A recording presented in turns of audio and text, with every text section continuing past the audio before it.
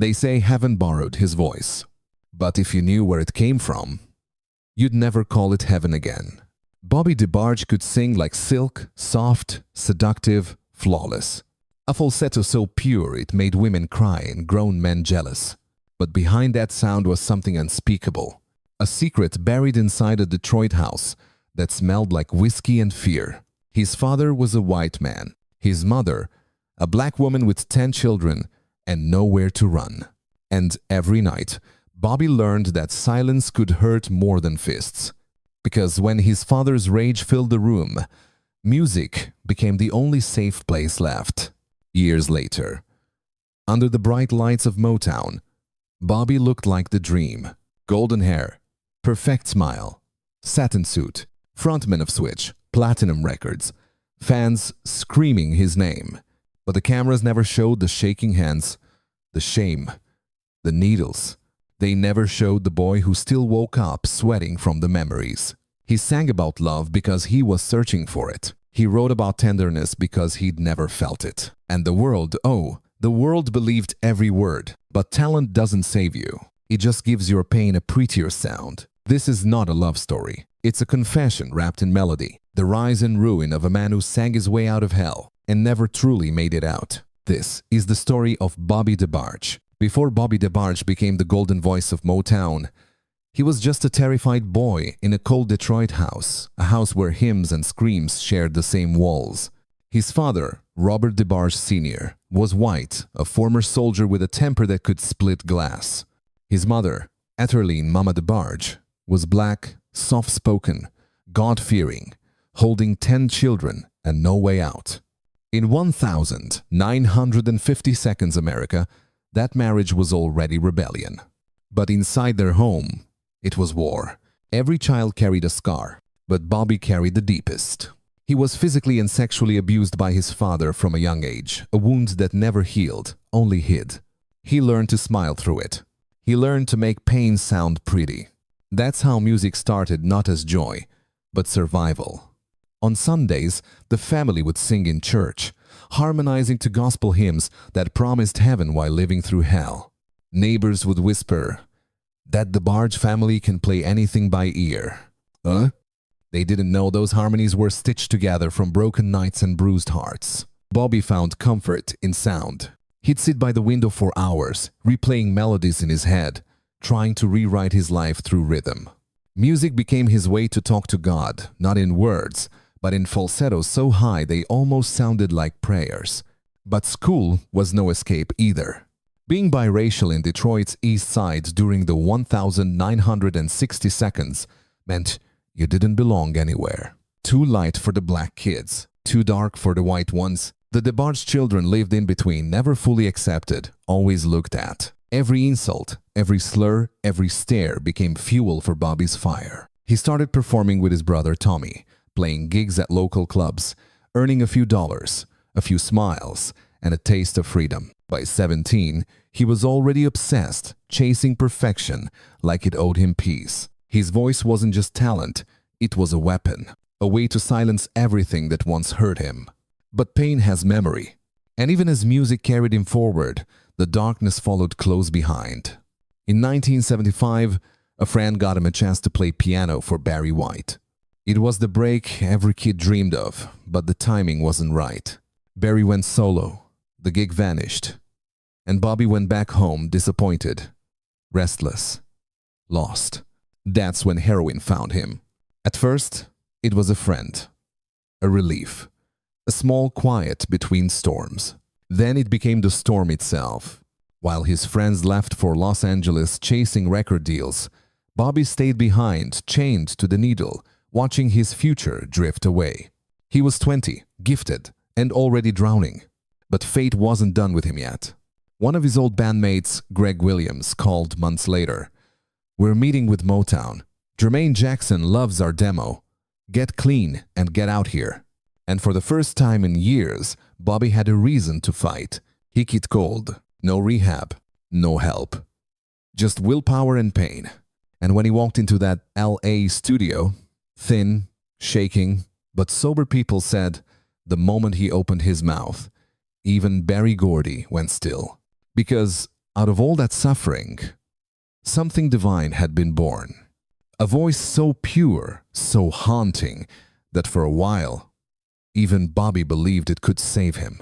When Bobby DeBarge stepped off that bus in Los Angeles, he wasn't just chasing a dream, he was running from ghosts. He'd left behind the streets of Detroit, the heroin, and the memories that clawed at his sleep. All he carried was a demo tape and a voice that didn't belong on Earth. The late 70 seconds were Motown's new dawn. The Jackson 5 had grown up. The disco ball was spinning. And Berry Gordy, still the king of black music, was looking for the next sound that could melt through radio static and cross over to white America. That sound walked into his office wearing a borrowed suit and fear in his eyes. Bobby sat at the piano, closed his eyes, and let it happen. When he hit that first falsetto, you could have sworn an angel cracked the ceiling. By the time the song ended, Gordy didn't ask questions. He just said, "You're signed."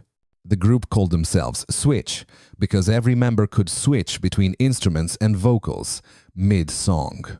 6 young men from Michigan with style, soul, and swagger. But it was Bobby's voice that turned them into gold.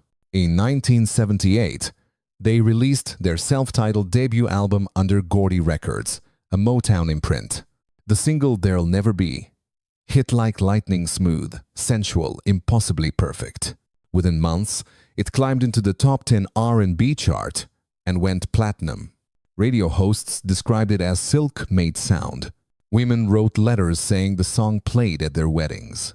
Men tried and failed to hit those notes in their cars. For Bobby, it was everything he ever wanted. Validation, applause, purpose. He stood center stage in a white suit, microphone glinting, lights haloing his blonde hair. Every eye on him. Every note flawless. And yet, beneath the glamour, his hands still trembled. The second album, Switch 2, came in 1979, another success.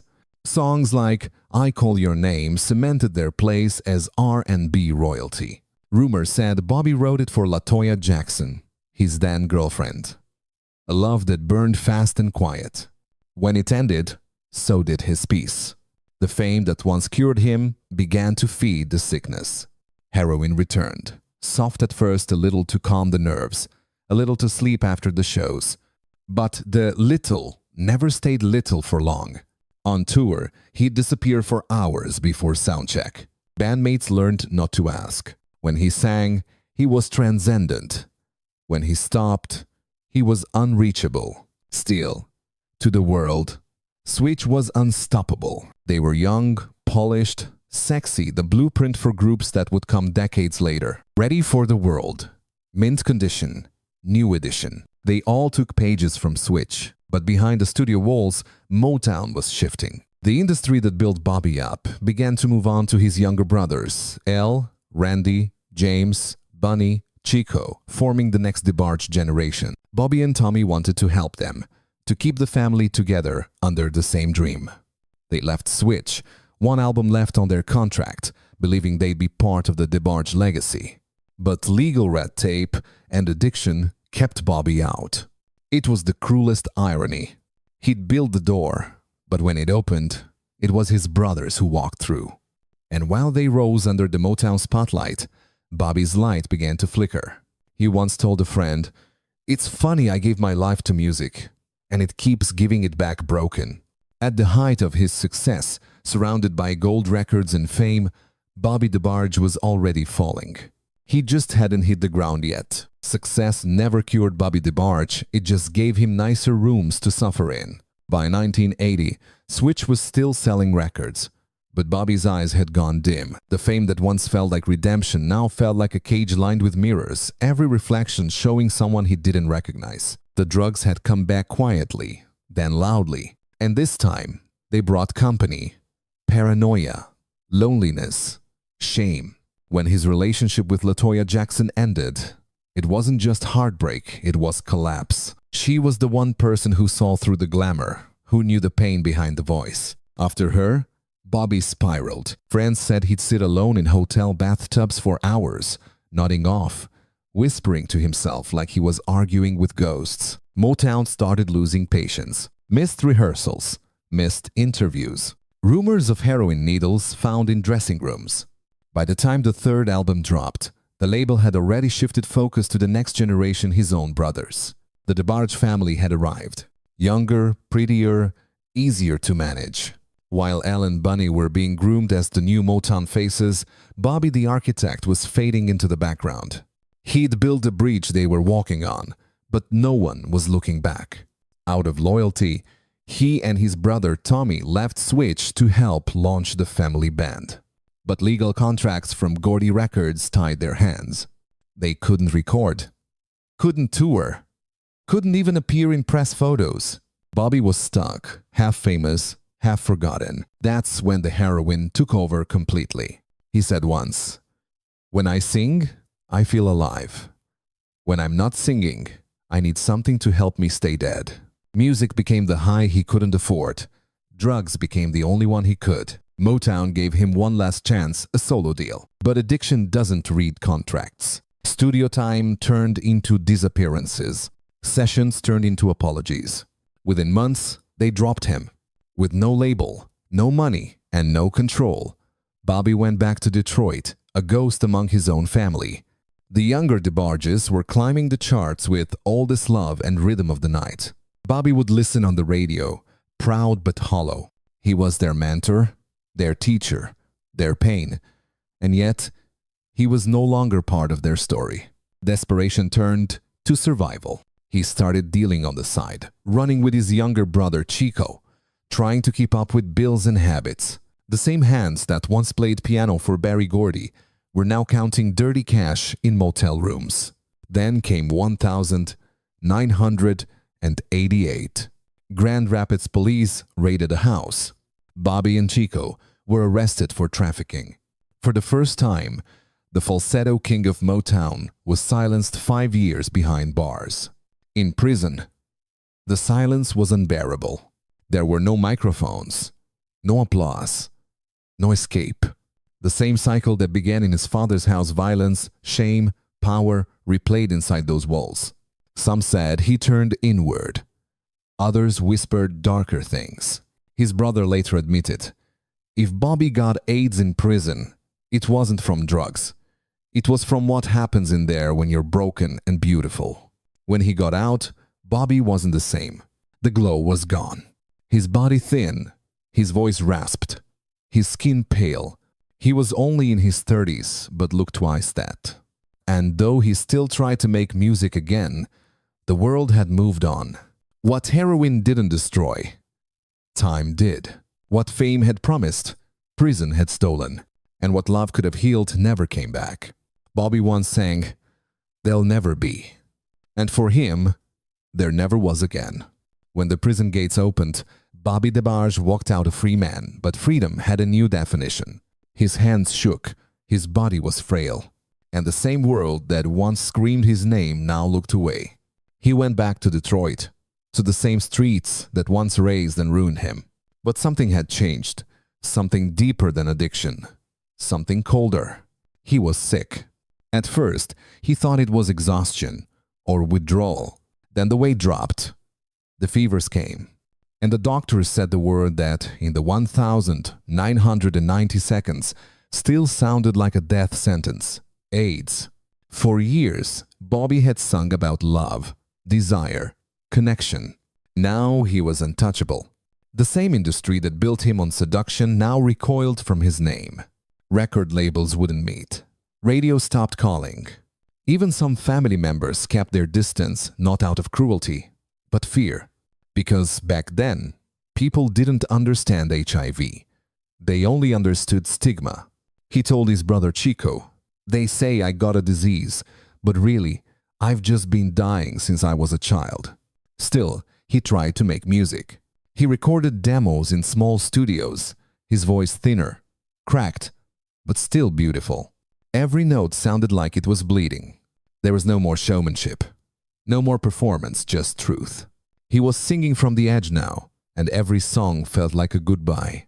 The industry had moved on to new idols, younger, shinier, cleaner. The DeBarge name was fading, and Bobby, the one who started it all, was living in the shadows of a legacy he built but could no longer touch. In interviews, Chico would later say, he wasn't angry. He was just tired. Tired of being hurt. Tired of being judged. He just wanted peace. But peace didn't come. Not in a world that still punished men for being vulnerable. Not in a country where black artists with AIDS were whispered about, not mourned. Magic Johnson's announcement had made headlines. Bobby's diagnosis didn't even make the papers. By 1995, the disease had taken over. He spent most days at home, curtains drawn, writing in notebooks no one would read. Sometimes he'd sit at the piano and whisper the old songs, "There'll never be," "I Call Your Name," and stop halfway through, out of breath. On the 16th of August, 1995, his mother found him silent, hands resting on the keys. He was 39. The world barely noticed. But for those who remembered musicians, fans, brothers, the grief ran deep. Because Bobby DeBarge wasn't just another fallen artist. He was a mirror of what America refused to see. A man born in violence, destroyed by silence, and remembered only by the sound he left behind. He once sang, "There'll never be another love like this." And he was right. There'll never be another voice like his. When Bobby DeBarge died, there were no headlines, no grand farewell, no public vigil, just quiet, the kind that follows when the world forgets someone too soon. But music has a longer memory than people do. And long after the applause faded, his voice kept echoing. You could still hear it in lovers' bedrooms, in late-night radio shows, in the silence between heartbeats, that high, trembling falsetto that once made the world stop. His brothers, El, Randy, Chico, and his sister Bunny, carried his spirit into every song they sang. They spoke of him softly, like speaking his name might break something holy. Because Bobby wasn't just their brother, he was their beginning. Without him, there would have been no Switch, no DeBarge, no blueprint for the sound that defined 1,980 seconds R&B. Years later, musicians who had never even met him would cite him as influence. Usher, Maxwell, D'Angelo. Every time a man dared to sing with both power and vulnerability, that was Bobby's ghost coming through the mic. And then, in 2019, nearly 25 years after his death, his story finally found light. TV1 released The Bobby DeBarge Story. For the first time, the world saw the full picture, not just the fame, but the trauma, the beauty, and the unbearable cost of surviving it. Audiences wept, because behind the music was a boy who never got to heal. A man who kept giving love to a world that didn't know how to give it back. Today, when fans talk about Bobby, they don't just talk about the hits. They talk about the courage to sing about tenderness in a world that mocked softness. To be vulnerable when masculinity was armor. To turn pain into art and shame into sound. He once said, "Music is where I hide the truth." But maybe, in the end, the truth was all that remained. Because somewhere, in every dim-lit bar where slow jams still play, in every voice that dares to break while reaching high, you can still hear him. That fragile, fearless falsetto cutting through time, whispering forgiveness into the dark. He came from chaos, but left us harmony. He lived in pain, but gave us love. And though the world forgot his name, the music never did. This was Bobby DeBarge, the angel who sang in hell and taught heaven how to listen.